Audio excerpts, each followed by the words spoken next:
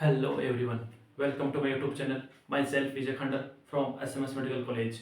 अपन इस वीडियो में बात करते हैं आज स्पेशली 10th क्लास वालों के लिए, क्योंकि अब बच्चे 10th क्लास में आ गए। अभी से उनके घर पे या खुद के दिमाग में एक माहौल बना हुआ कि पेपर बोर्ड का कैसा होता है, पेपर टफ होता है यार, बोर्ड एग्जाम है, टफ है। घर वाले बोल रहे बेटा पढ़ ले, पेपर बोर्ड एग्जाम है, रिलेटिव्स बोल रहे हैं, बड़े भाई बहन बोल रहे हैं बेटा पढ़ा ले। तो इन सभी का पहले एक रिप्लाई है कि बोर्ड का पेपर बहुत आसान होता है, टफ एग्जाम होता ही नहीं है।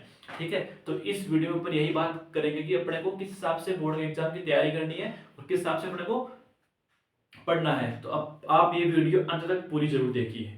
अपन इस वीडियो में बात करते हैं कि देखो 10th क्लास है जो आपकी मेन क्लास होती है। इसके बाद में आप अलग अलग फील्ड चूज कर पाओगे। साइंस में जाएगा कोई, कोई कॉमर्स में जाएगा, कोई आर्ट्स में जाएगा, कोई डॉक्टर बनेगा, कोई इंजीनियर बनेगा, कोई आईएएस आईपीएस बनेगा। तो अब देखो ये जो 10th क्लास है वो बहुत इंपॉर्टेंट होती है, बट इंपॉर्टेंट है उस हिसाब से, लेकिन पढ़ने में एकदम आसान है, एकदम टफ बिल्कुल भी नहीं है, एकदम आसान है। तो अब देखो अपने को लाइफ में तो कुछ करना तो है ही, कुछ आए तो कुछ करके जाएंगे ना यार।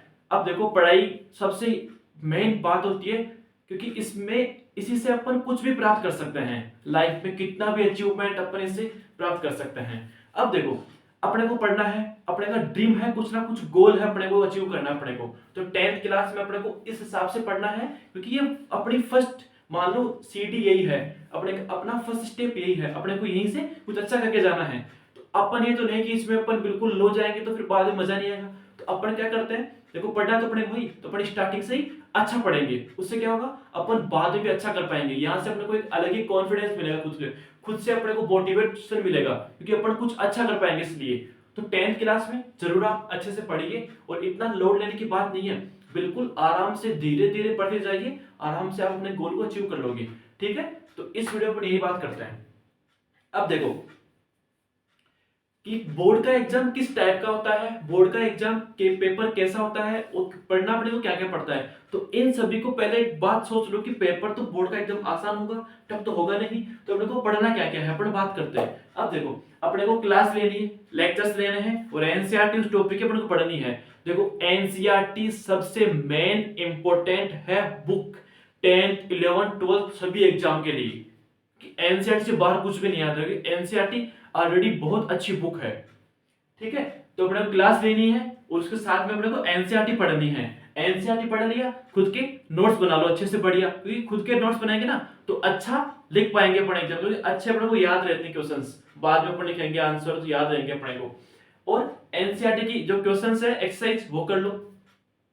और पीवाईक्यू, ये क्या होता है पीवाईक्यू, जितने भी पिछले साल के बोर्ड एग्जाम में क्वेश्चंस आ गए वो तुम्हें करने ही है। क्यों, उससे क्या फायदा है सर, उससे फायदा यह है क्योंकि अपन जितने क्वेश्चन देखेंगे कि पहले क्वेश्चन किस हिसाब से आते थे, तो अपने को एक लग जाएगा आइडिया क्वेश्चन किस हिसाब से आते हैं, और अपने किस हिसाब से तैयारी करनी है, क्वेश्चन बाहर से आ रहे हैं कि एनसीईआरटी बेस ही आ रहे हैं। लगली सैंपल पेपर्स भी अपने को करना है। बस इतना कर लिया ना तो अपन एकदम अच्छा ही एग्जाम नहीं, अपन एग्जाम में अपनी अच्छी रैंक यानी अपनी अच्छी परसेंटेज बना पाएंगे। 95, 96, 97 और भी अच्छी परसेंटेज 99 भी यार।